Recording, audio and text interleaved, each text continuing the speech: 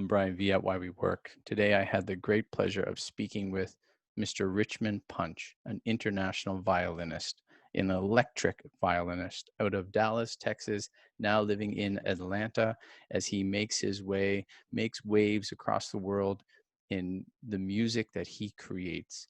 You would have to go find him, go listen to him. You will be encouraged to know after listening to this interview, this man is a hardworking man.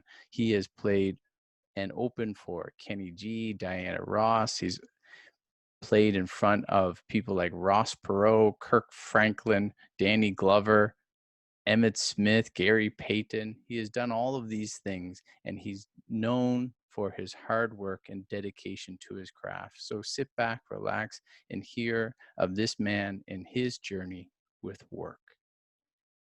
This is BrianVee at Whywework, and I have the wonderful pleasure of speaking to you today with Mr. Richmond Punch. Good day, fine sir. Hello, Brian. How's it going, man? Uh, it's going well. I'm so excited to start this. You and I have been kind of playing with the buttons and getting things going here, and you have a violin in your hand. You're ready to go. But before we get there, I've done an intro just before this to talk about you. But can you give us a little bit about your job and bring us back even before your violin time and your very first job that you would have had? Sure. Yeah. Well, I started when I was 5 years old, and um, well, actually, my first job was Yeah. probably busking. It's probably when I was young, and my mom was like, "This is how you can both earn some money, and this is also how uh, you can find an audience." And we went to like one of the most popular spots in Dallas, Texas, where I was born and raised, and I did like busking, and it's called the West. It was called the West End, or Mm-hmm. still is, and that was like some of my first audience. But I had a couple of different business lessons there because I also found out that another musician played there. So I was also on somebody else's turf. So I also learned about competition at the same time. So At the wee ages of 5 through 10, is that? yeah, there was somewhere around 10. I'd say by that time. So you picked But I up was the 5 when I started. so you picked up the violin at 5. Hmm. For what reason did you pick it up? Right? I have a daughter, and we kind of, okay, you're going to do an instrument, and here it is. So why did you pick it up? Sure. Well, the violin in part very much result of very good schools in Dallas, Texas. We had Yeah. public Montessori, and I just Yeah. really, leaned my sound, my youth leaned my ear towards the sound of the violin. When the school sat us down and said, here's the orchestra it presented in concert. Uh, uh, pick pick pick one if you like it. You know. Were you the type of child that needed to be told, okay, now you have to go to practice, now you have to do your lessons, and don't go a long time without it? Or were you on the other spectrum, being told you better put that down? No, you can't go to music lessons today. I mean, there's those two extremes, right? You always have to be told to practice, and then the other is they're telling you to put it down. Where did you find yourself growing up? Sure. Yeah, I was very much a practicer. When it came to growing as a child, community, having friends, all that growing up, playing on the street, I did that some, but then I would try to do it with my violin, and I like go out with my violin and go to kids and be like, "Hey, you want to hear me play? Hey, it's a nice game. You can hear me play, yeah." And I just, start busting out and Yeah. okay, we just played ball. Okay, now we're gonna play this.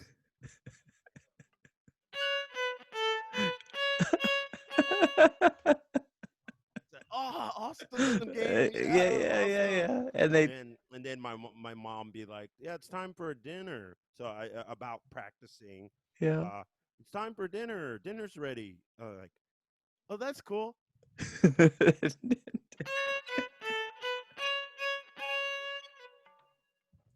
we're playing. We need to play more. That's great though, right? Like, was there anyone in your family that was musical as well, or is this you're the first one to go through and like I'm gonna have show you my talent, a natural talent? Um, so actually, at the same school that I went to, that was kind of a little funny story that I found out that I had a cousin in the same school that played violin that I had never met until at that school. So, Hmm. um, but like my sister played after me, but we didn't really have a real huge musical family. Although growing up, I discovered that cousin in the same school. That was the same school from age 5 until I went to high school, and then I actually got to high school and I discovered two other cousins All playing as well. that also played. They played. That cousin in the pre-high school played violin. The other cousins played uh, piano, and I'm forgetting what one of them did, but piano and other instruments. So yeah. So as you're progressing into high school, are you at all working in a job that's not music related, or are you staying focused? And some kids too stay so focused in whether it be a sport or a musical instrument or even sciences, and then they're not working at all. They don't need to, whether their parents are supporting them. There's not a necessity there. Did you have to work to help support yourself, or you had a drive just to experience other things in work? Yes, well, actually, it's a very good question. So when I was 13, there was a program for minorities called the Young Strings Program, and it still exists today in Dallas, Texas. It started by the Dallas Symphony, and one of my first jobs actually was working for the symphony in like a paid internship Yeah, where I was a mail clerk. yeah. I think I went around the symphony offices, uh, sorting mail and delivering mail, and that was one of my first jobs. I was also an usher at our Broadway musical theater in Dallas called Dallas Music Hall, Dallas Music Hall, and I was an usher there, and so those were some of my first jobs. I even went to study summer camp in Aspen, Colorado. I was an usher there, and yeah, those were some of my early first jobs. So it wasn't like I had necessarily had to work, but it certainly didn't hurt because No. I was from a single parent home. Mhm. I was able to receive a lot of scholarships that I needed to study music. So the work definitely helped. When did it become clear to your family and yourself that you have probably a raw talent just that needed to be worked upon at some point, but you were going to pursue this because you mentioned, and I know that you went on to university, all for performing arts and for your violin. So when did it become clear to you and your family that this wasn't just like a side gig or, a hobby to do after school? Actually, I guess in a way we had that epiphany early on because um, my orchestra teacher in school, the one that got me playing when I was 5, and convinced my mom that that this was cool. Yeah. As a lot of kids today, they're like, I don't know, that's cool. But that same teacher got me um, told me about a program when I was 9, which was at Southern Methodist University uh, to do kind of, let's see, if school was weekdays, it was the weekends, Mm-hmm. plus it was the weekdays in the summer. Mm-hmm. Mm-hmm. So Very weekends busy. during the school year, weekdays in the summer, I I studied. I really kind of got some of that experience early on because already at 9, I'm in a kind of like a young symphonic environment where it's like a symphony, um, and and you're rewarded for good jobs. competition comes into play. I'm bumping up chairs. The orchestra levels increase and change, and so I'm experiencing that professionalism early on. So I think I kind of knew for sure early on, for sure by 13, when when had accumulated some of the solo, uh, solo one ratings in the solo competitions. Um, Started to win some competitions, and um, when I got into the Dallas Symphony, like won the audition for the Dallas Symphony's program for free lessons. That would normally, be very much out of our, my family's budget. When So, Go ahead, yeah. no, no. So around 13, 14 was most was all of those things, and that's when I really realized. The epiphany of knowing that you have a true talent. Do you recognize at that time as well if there was a pressure, then an increased pressure upon yourself to perform well, or did you accept that as you're just going to keep going, or did you start to feel like, oh well, now there's some backing behind me to push me forward and I better not let anyone down? Yeah, I had a lot of motivation. I remember when I was maybe 11, this new kid entered school, and I was over there, like this. And this kid who just comes into our Was killing it. school is like this.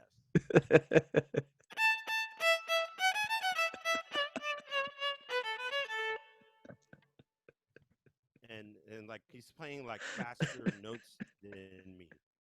And so like I'm in the beginning or the middle of the book, Uh-huh. like this or Suzuki method book, and this kid's Mhm. like at the end of one or halfway through book two, and we're like the same age, and I started kind of freaking out, So, Yeah.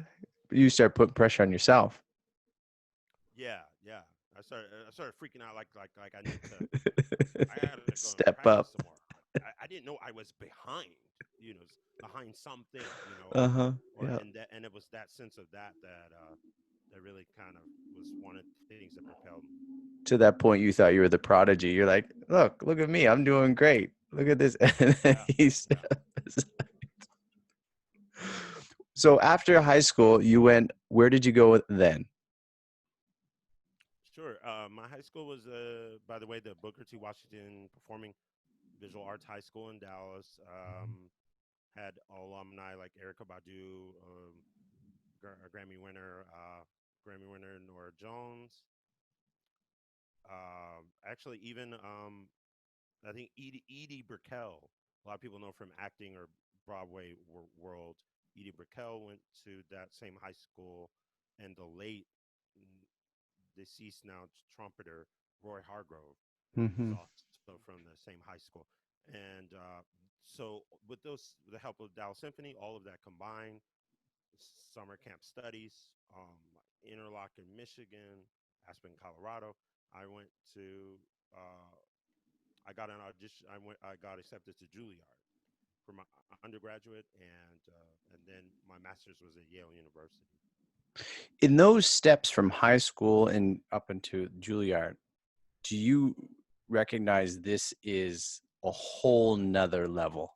This is something completely different, or was it generally pretty progressive and you can acclimate to it very easily? You can adjust to it, or was it this is being, I need to bring my A game every single time? Yeah, there's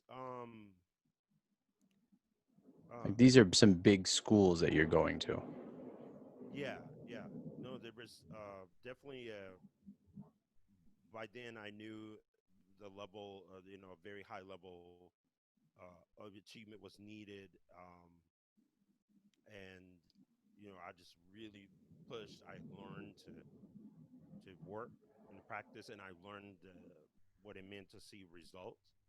And so I really just try to push myself and do the best I can, knowing that at the time, like I wanted to end up in a symphony orchestra. You know. So that was your goal. So what, after you finish all of your schooling and not obviously learning because you're still practicing and playing, but what did you do for the time being to earn an income, or what were you doing? Because I know you were traveling the world and you were doing a bunch of things, but was there a consistent thing that you were able to do, or is it still about getting gigs and different things for different places you can play? Sure, sure. Well, of course, there is um, what a lot of musicians can do. I mean, I think more of them do it now these days than even than back then. Because I was in New York City before the birth of Naked Cowboy, Mm-hmm. which a lot of people would know from his entrepreneurship. But I was I saw something in New York that I'd never really seen before, which was just such a huge, you know, really like a hustle, you know, um, hustle that work can be formed from something that is like starts from the ground up Yeah. and is like like hustle. It's like a drive, like an initiative. Like I'm gonna be successful even on the small thing, and that to a large degree was the subway. Mm-hmm.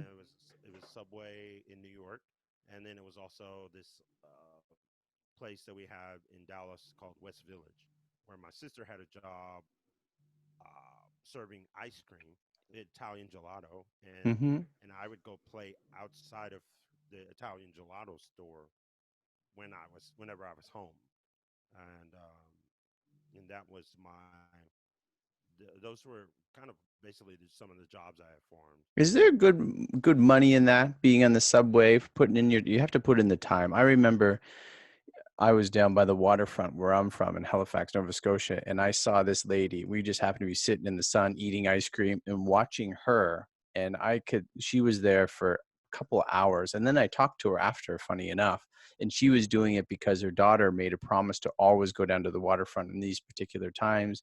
And she couldn't because she was sick. So she did it for her daughter. And she turned out to be a teacher. But I could just see her, and then when she was done playing a set, she was stretching her fingers, but she was getting a lot of money in her cup there, right? And she was a professional, and she just knew this was a good way for her daughter, but she just showed the commitment to her daughter that she would keep it up for her while she was sick. So at that time, were you able to, you said a hustle, but like make some good money doing that? Because you are performing. It's not begging. You're performing a service for people, and people enjoy it. How was the money then? Yeah, so it was definitely a means to, something to spending money during college, not feeling like the broke, Yeah. child, Mm-hmm. broke college student, that kind of feeling, eliminating that. Um, you know, s- I earned some days would be $100 or more. Mm-hmm. Um, some of the average days were, you know, around $40, Yeah.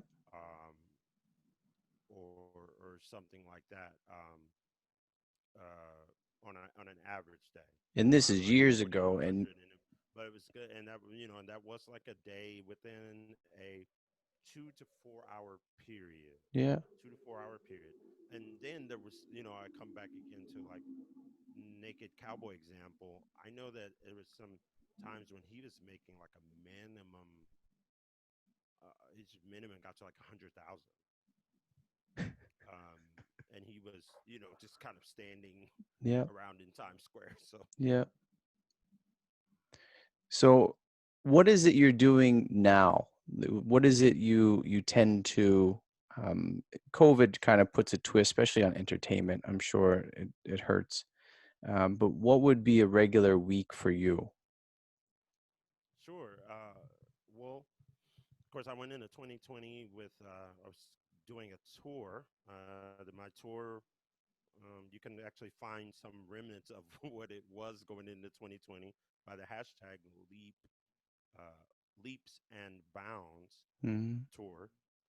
Leaps Leap and and Bounds bounds. Yeah. tour. You can even type in that hashtag, and you could kind of trace what was happening, especially January 1st as I headed into the year. And I was like, this is going to be the tour this year, and I'm going to make leaps and bounds. Well, COVID hit. It did hit right at the time when I just made a career move to really grow and expand. I moved to Atlanta on March 1st, and I was like, I wanted to be in a place where I could really grow as an entertainer, be an entertainer, grow in that industry, not just with violin, but also get into film and television, and become more of an influencer. Yeah. And so anyway, as it came to job, actually a lot of what I did to kind of defeat, the COVID woes of career Yeah. is I went back to the hustle, because I mean everybody's locked inside, or was everything Mm-hmm. was shut down. So I started with the street performances. Like I would watch the applause at 8 o'clock, 9 o'clock for first responders. That was happening Mm-hmm. kind of like all over the world, and the musicians performing from their balconies. Mm-hmm. That was sort of like the one of the first things.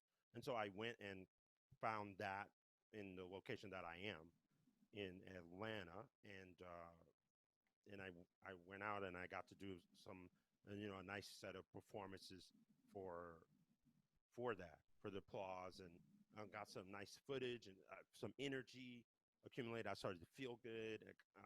Started Yeah. to figure out that I had a path to momentum in a city that, where people didn't really know me, and I was brand new, and plus COVID, right? So then after that, there's just the things that happened with Black Lives Matter and a Mm. lot of the police brutality.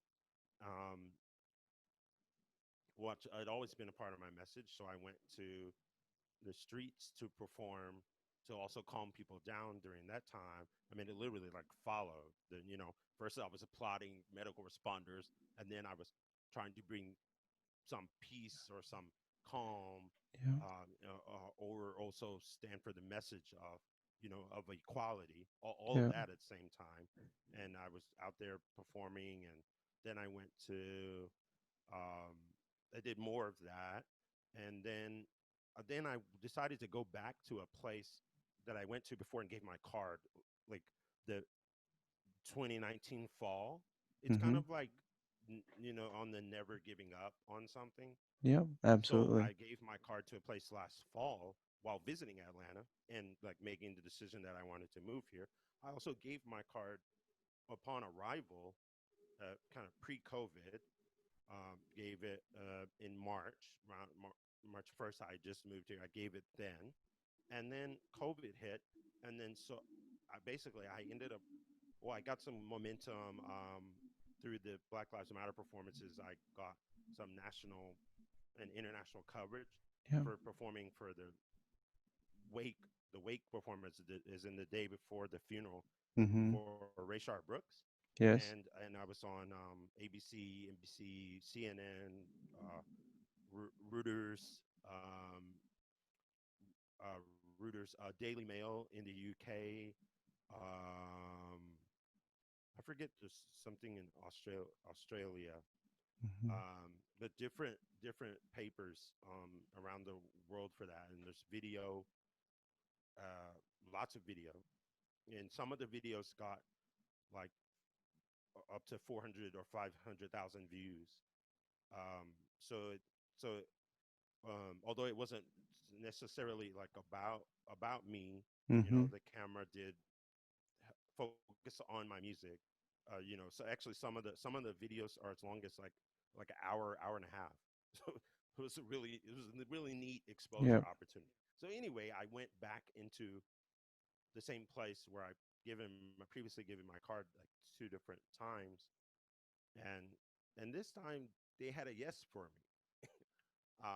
Of all the times to Yeah. never give up, Absolutely. and in the middle of a pandemic, and they had a yes for me. And so currently I play 2 days a week at a restaurant here called Sage Restaurant, in Atlanta, which is awesome. So right in the middle of the pandemic, I actually have Work. an opportunity. I play 2 days a week, Saturday and Sunday. Can you, I mean, now as I think maybe you've experienced something similar, but not pandemic wise, but this must take a lot of air out of your balloon, right? Not being able to perform when you're willing to perform. Unlike, you're trying to get some gigs, you're trying to do this show or that show, and sometimes they get shut down maybe, or you're not able to perform. But how is the emotional roller coaster of in between jobs, in between gigs? How does that play a toll on you? Sure. Well, I mean, even I'll say pre the job or pre the gig, Yeah. or even in between now as I look for additional things, is there are definite challenges where you have to keep stay with you need to find out like for yourself like what is momentum, Yeah. what is waking up every day and wanting to do something productive. What does it look like to want to do better? What does it look like to grow when you don't even want to brush your teeth or comb your Yeah. hair that day? Or Yeah. I know it's COVID. Some people are like, I'm not even gonna take a shower. Yeah. Like what's the point? You know. um, but Yeah. but um, to I stayed with all those things, Mm-hmm. um, and I wake up early every day. I'm motivated. So whereas the phone wasn't ringing, or all my events were getting rescheduled, or I was losing work. I n- Nowadays, my phone is ringing. Good. And it's just taking me to kind of really stick to itness. There's some things that happen sometimes because in our current world today, some of the same things that people do in all their businesses now are on a different have a different financial scale to it. So Mm-hmm. so the earnings you might have earned uh, pre-COVID, it can be a little bit of a different percentage, right? Obviously, you would expect some scaling back, but that's been happening. So I try to adjust to that. Um, but um, yeah, but things overall are really good. There was a matter of fact, there was a big one I was planning on that I would have planned on trying to be a part of if COVID had not hit, or if COVID had gone Subsided away maybe. in Yeah. time, which was the March on Washington, Oh, which when would that be? That would have been August 28th of this okay. month. And actually, I think within the last 7 days, I just found out, as you would assume, that they're gonna do virtual. Um, but I was so like looking forward to doing that, being a part of it, maybe even playing, on the National Mall, um, doing some things in DC. Yeah, but things are continuing on. I actually had a neat opportunity that was really inspiring to me, to in that never giving up, which was well, the thing that a lot of people need to realize in adjusting with their careers is the sometimes within the sign of the times you can find your next job, or your survival. So one of the gigs that I got along the way was actually performing music during COVID tests. Um, Never would have I thought was of I that. was actually Yeah. yeah, I was actually people were driving up with their cars, the long lines, all that Mm-hmm. that you see, and I was playing music while people were coming up for COVID tests. So, it's like, and like you hear about the whiskey or the distilleries and people that started making Hand sanitizer. sanitizer. Yeah, I thought Yeah, that was right. interesting. It made me Yeah, question the drinking whole whiskey, though. I was like, oh, yeah, it must be cool. you Yeah, it know, like makes all us. the hobby hobby sewers Mhm. making masks now. Yeah, You know, yeah, it makes us um, think outside the box. yeah, yeah. And that's how I met you on LinkedIn because I know that you have your page there, and that's another great way to feature yourself and maybe meet people that, because I'm meeting people too that we wouldn't normally meet. Yes, I saw your yeah. video People. yesterday. Yeah, go ahead. No, no, good, good. I saw your video yesterday and you're cranking it out. I love that jacket you were wearing. I don't know if that is that a leather jacket or I don't know what it was, but it was shiny. Oh, thanks. Wait, what color was The it? white one, like maybe egg yolk. Like it was kind of like it looked almost like a like Yeah. not a Okay, okay. plastic, a rubber jacket. Yeah, and it's sequence. Is Yeah, it? sequence. The Yeah, yeah. shiny with the Brown and sequence. white. Yeah, yeah, yeah, yeah. Very shiny. No, it was Yep. a good, but that's a great way for you to get out there, right? And and LinkedIn's free. I mean, if you want it to be, and you can just advertise yourself and tell people what you're doing, and then you can find gigs, like even in the corporate world, like you're talking about, getting hired in different ways that you wouldn't be able to do in any other time. So, how could you tell me, Richmond, how work has brought you through life? So for you, it's playing the violin, mainly playing the electric violin because you're an electric violinist. How has work helped you through life? Hmm. I I would say that work is very much a part of the balance of life, and work contributes to that balance. It contributes to like the great, like I would say, for me personally, contributes to a greater me because Hmm. you know, for one, I'm fortunate that what I'm doing is extremely fun. you know, Yeah. it's extremely fun. I I am able to achieve successes. I'm able to, that's the thing is now I think what a lot of people are realizing right now with work is is that one of the geniuses of work is the evolution of work, Hmm. right? Because that's how people are making it right now. Hmm. So I realized that not only have I been working, but I I was able to figure out the evolution Yeah. in a pandemic, and to evolve and still, be able to maintain or balance, and grow and still try to figure out how to be successful in the same time. What is the most difficult part or aspect of being you as an electrical violinist? What is most difficult that people that wouldn't understand that you would like them to understand? Sure. The hardest part is that I have to wear so many hats. Like, right? I am or I'll say for most of the years of my life, um I've been an unsigned artist, and now currently, actually, I have artist management. Hmm. But still, as it comes to like labels, deals, record deals, record labels.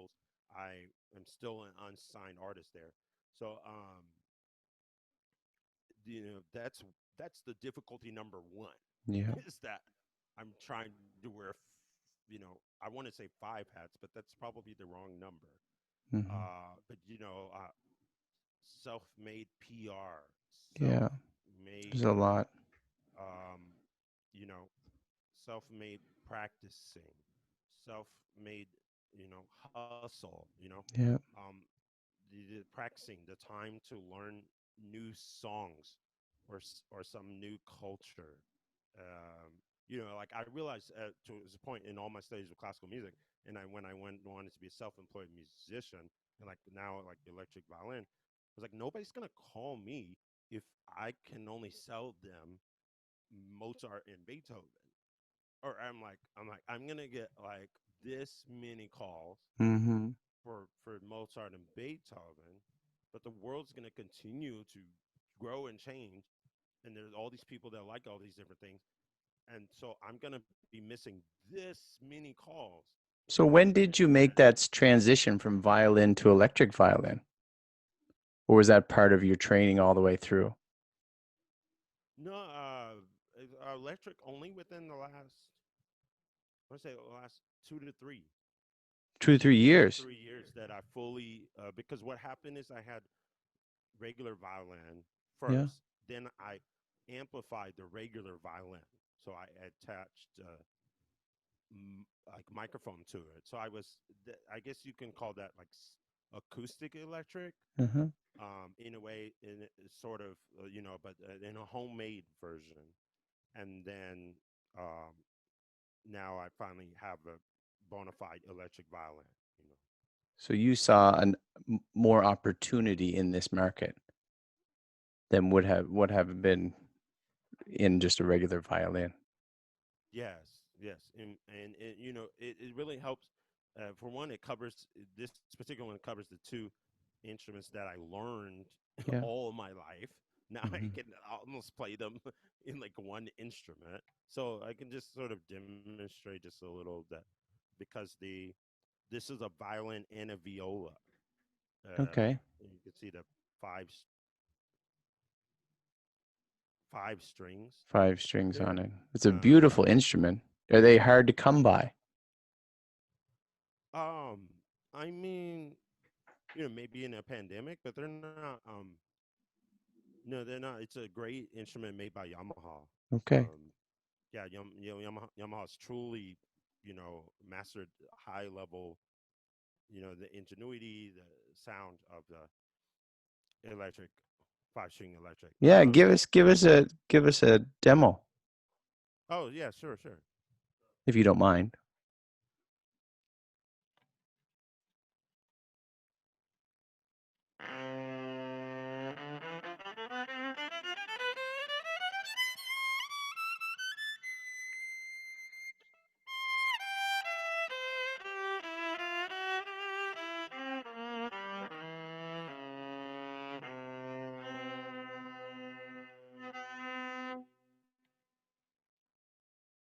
So like what I was showing you there is just the range. The range. Um, Music is powerful. yeah, mostly I want to show you the range and that it's the violin and a viola combined, and it's just really, I mean, it really literally like changed my life. Music changes a lot of people's lives. What is a joy that you have about playing your music? Um, I just love making my clients happy. One of the biggest things I love is giving them like custom experience. Like like tomorrow I'm recording. I want to say 25 songs for a corporate Zoom fundraiser. you know, and some of those songs I didn't have much time to figure it out. But Mm-hmm. that's my my business. That's what I spent like my whole life preparing for. I think you have a track that you can lay down too. Do you want to give us a sample of that before I have a couple more questions before I know you're late in the evening and I don't want to keep you more than I already asked you for. So you want to Sure, it's yeah, it's really sure, no good. problem. Here, I'll play for you actually one of my this is one of my latest releases, one of 2 songs I released since COVID. This one just is a brand new release, within the last basically 24 hours. The song is many people around the world know it as "Blow the Whistle." Um, It's a hip hop song that has a whistle in it. Um, there's an artist named Saweetie, and she redid the song and rapped to it.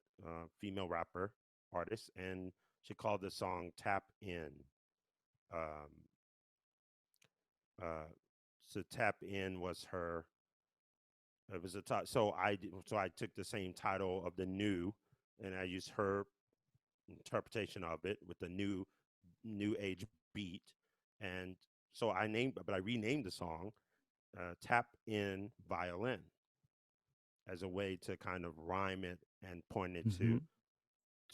to my work. Mm-hmm. And so here we go. Just give me a second to load it No up. problem.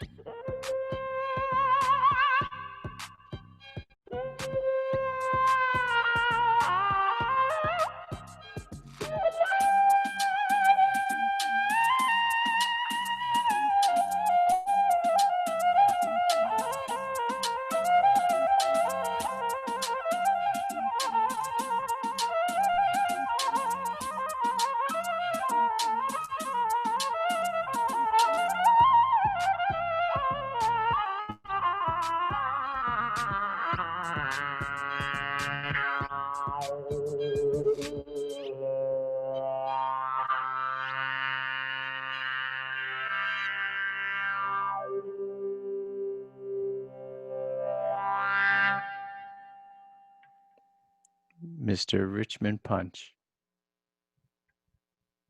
you are a very talented man. Thank you. I appreciate you. Do you have advice? I mean, you've worked hard your whole life, your young life. Do you have any advice for people, whether they're looking to get into music or not, just what it takes? And you're showing it by, being in the entertainment business, it is hard enough, let alone to be in during a pandemic. Can you give advice to people who don't have a job, looking for a job? They're discouraged about their job that they have. They want to change something, what it takes to keep on going. And as you mentioned a couple of times, never giving up. Can you give some people some advice? Sure. Yes. Um, I'd say some of the biggest advice that I can give is to never stop learning, never stop practicing, to always have a drive to find out,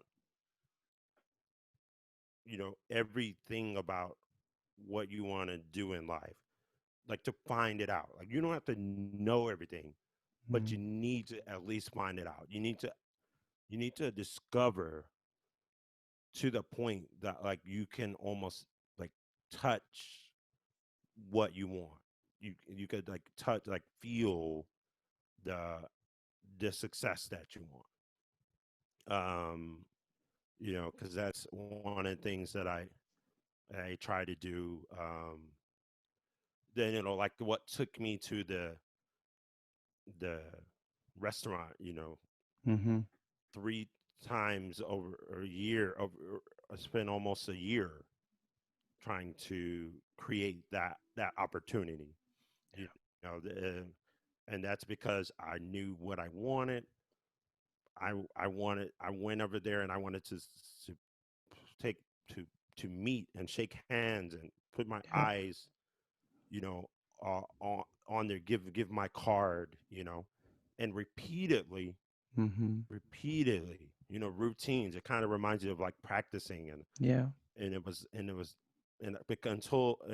I would discover business and I would see the vision until I would make it here. And this time, we can't handshake right now, but Yeah. I got it. Um, I think that's one of the biggest things is you just have to uh, keep going. Make make the goal plain to you. Where you can see it. And like my next thing actually is film.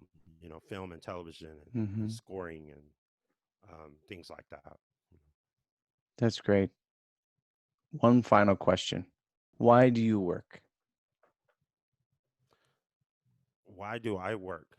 Well, Mm. I work so that, in the words of like my mother, so that I can leave a legacy. So I can work for myself, my family, for my wife, for our children, and our Mm-hmm. future generations. I work so that I can leave a legacy, so people can have something to hopefully dance to cheer to, you know, to to um, to have fun with, and that can give them a vision for their own work. And that I think that's why I work. Richmond Punch, I appreciate your time, sir, and I appreciate your work, and I hope that you find much more work and branch off into those other parts of entertainment that you're hoping to do. You've been a great guest, and I appreciate your time. And since you have it in your hand, why don't you play us out a little bit, and uh, Oh, sure, and we'll yeah, call it an I end. can do that. I do have another song. I'm gonna play a from my 2019 release. And before that, yeah, Richmond, how can people get in Oh yeah. touch with you? How can they reach you, Oh, even sure, to of course, of course. book you as well? Sure, yes. So, of course, on LinkedIn, it's Richmond Punch. Um, my website is richmondpunch.net. My Instagram is ViolinRichmond. Um, my newest, um, my newest Instagram is also the name of my nonprofit that going to be. I'm seeking the 501c3 currently for, which is called Strings for Justice, Mm-hmm. um, which you can find there if you're interested in that. richmondpunch at yahoo.com to contact me. And thank you all so much for watching. And I thank you, Brian, for having me as your guest. Thank you, Richmond. I'd love to hear you play a song out. Sure. And here's I'm gonna play something from my roots, actually. All right. Uh, Something classical. Almost there. What do you do in your free time, Richmond? How do you find rest? Oh, well, actually, I love TV. So I've been watching a lot of Netflix. Netflix gets the Um, the nod, eh? Yeah, HBO, Mm-hmm. uh, stations like that. Okay, I think I'm almost there. Um, yeah, those are great. Like I discovered a show that came out during the same time as Walking Dead. A lot of people Mm-hmm. may or may not have watched. It's called Mm-hmm. Hell on Wheels, Okay. and it's kind of about the railroad moving from being built, rather the Yes. railroad system. Sounds interesting. Yeah, it's a really really great show, and I think I found. Well, I'm looking for. Give me one more second here. No problem.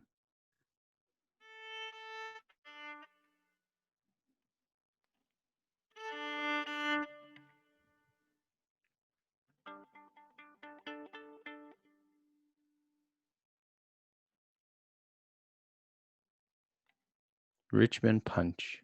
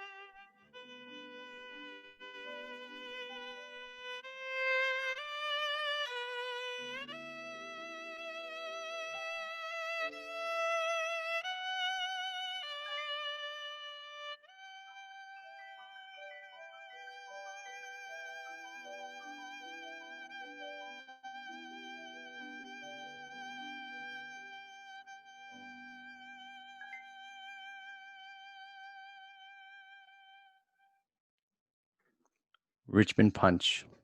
You are a talented man, and I appreciate your Thank you so time, much. and I hope you all the best.